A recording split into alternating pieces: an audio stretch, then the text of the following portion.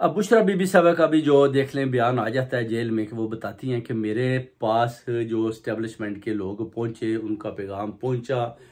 मुझे जो उन्होंने बोला जी कि आप इमरान खान साहब को समझाएं कि आप इस कंट्री से बाहर चले जाएं, हम आपको एनआरओ दे देते हैं, हम आपको, अगर आप नवाज शरीफ के साथ मिल जाते हैं तो हम आपको बाहर भी निकाल देते हैं। वो कहते हैं कि मैंने उनको बोला जी कि मैं ऐसा काम बिल्कुल ना करूंगी तो ना मैं होने दूंगी, क्योंकि आपको पता है खान साहब तो ये बात मानेंगे नहीं, और मैं खान साहब को तो ऐसा पैगाम देने से रही। आपने खुद ही जाना है, आप जेल में जाकर अडयाला में खान साहब से बात कर लें, अगर वो मानते हैं तो फिर ठीक है। तो वैसे तो आपको पता है कि वो ऐसी बातें ना मानेंगे, तो ना ही वो ऐसी बातें पसंद करते हैं। तो वो कहती है मैंने किसी किस्म का पैगाम ना तो इमरान खान साहब को दिया, बल्कि जैसे ही मैं जेल में जाती हूँ उसके बाद खान साहब को जब पता चलता है तो वो भी बड़े गुस्से में आते हैं कि आपके साथ इन्होंने डील करने की कोशिश की है और मुझे आपने बताया भी नहीं है। वो कहती है ये मैंने राज अपने दिल में रखा और आज इन्होंने मुझे बेगुनाह सजा दी और मैंने खुद अपने आप को अडयाला जेल में इनके हवाले कर दिया, क्योंकि मैं खान साहब की कमजोरी नहीं बनना चाहती थी। और अभी खान साहब को भी पता चल गया। वो कहते हैं ठीक है, आपने मुझे भी कैदें दी, बुशरा बेगम को भी दे दी, उसके बाद आपने हमें डीलें देने की कोशिश की, मैं तो नहीं माना। अब आप देखते हैं कि किस हद तक जाते हैं। अब 8 फरवरी को भी उन्होंने पूरी कौम को पैगाम दिया कि आपने भरपूर तरीके के साथ जो भी कैंडिडेट मैंने खड़े किए हैं उनको जितवाना है। उसके बाद अपना जनरल आसिम मुनीर को भी पैगाम दिया कि अगर आपने शफाफ इलेक्शन ना करवाए तो आपने इस कौम को फिर जवाब देना है, आप इसके जिम्मेदार होंगे। जिस पर जनरल आसिम मुनीर को भी खुला पैगाम गया और फैसल नसीर को भी गया। उन्होंने बता दिया कि अगर आप मेरे इलेक्शन में खराबी करेंगे, आपको पता है कि पूरी कौम मेरे साथ खड़ी हुई है, पूरी ओवरसीज कम्युनिटी मेरे साथ है, वोटर मेरा है, आपने मेरे कैंडिडेटों को उनको जैसे पकड़ पकड़ कर मार रहे हैं और वोटर भी बाहर निकलते हैं, नारे लगाते हैं, आप औरतों पर भी तशद्दुद कर रहे हैं, इसके जिम्मेदार भी आप हैं।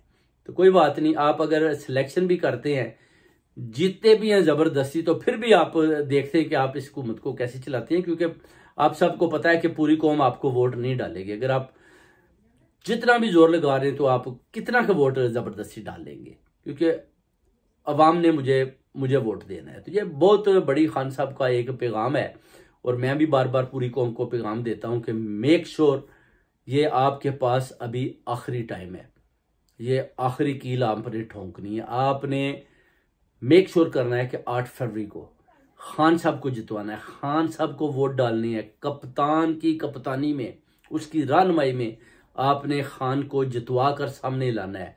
खान जीतेगा तो आपके बच्चों का मुस्तकबिल बनेगा, खान जीतेगा तो आप की कौम जीतेगी, आप जीतेंगे, आपके अंदर एक वो इंसान जीतेगा जो शऊर खान साहब ने आपको दिया है। और ये आप मेक श्योर कर ले, अय्या का नाबुदो वैया का नस्ताइन, इस पर आपने चलते हुए खान साहब के नाम को आपने, जो भी इंडिपेंडेंट अगर कोई भी खड़ा किया हुआ है, कोई भी निशान है, आपने बस वोट उधर डालना है।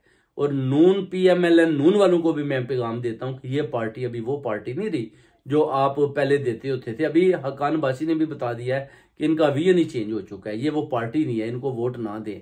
वोट वो कहता है देने हैं तो फिर इमरान खान को ही दें, जो हक और सच का सिपाही है, जो पाकिस्तानी अपना अवाम के साथ खड़ा है। और कोई वो खान साहब वो कहते हैं कोई इस्टेब्लिशमेंट की मुखालफत नहीं करनी, बिल्कुल ये झूठा बयानी है।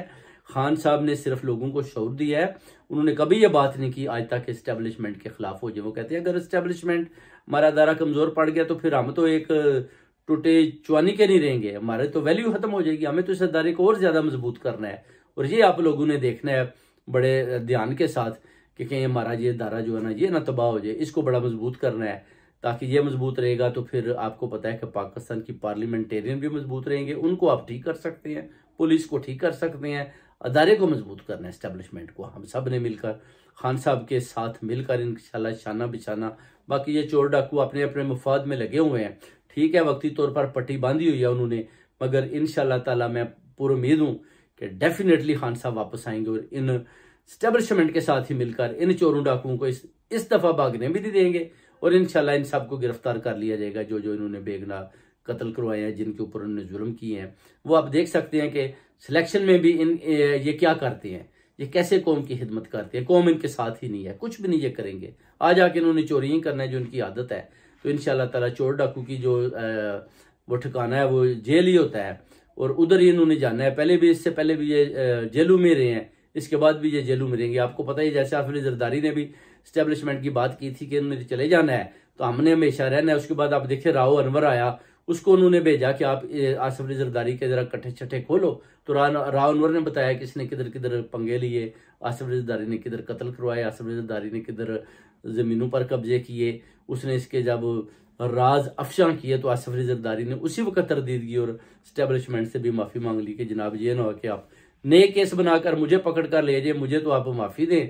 तो बिलावल अभी बच्चा है, वो अभी सीख रहा है। तो ये सारा जो है ना उधर अपना अंदर सारा सिस्टम और निज़ाम चल रहा है। तो इंशाल्लाह ताला वक्त के साथ खड़े रहें। 8 फरवरी इंशाल्लाह ताला पूरी कौम आपका वोटरों का वेट कर रही है, इंतजार कर रही है। जीत खान की आपने मेक श्योर करनी है और हमने खान को जितवा कर सामने लाना है। बहुत बहुत शुक्रिया। पाकिस्तान जिंदाबाद।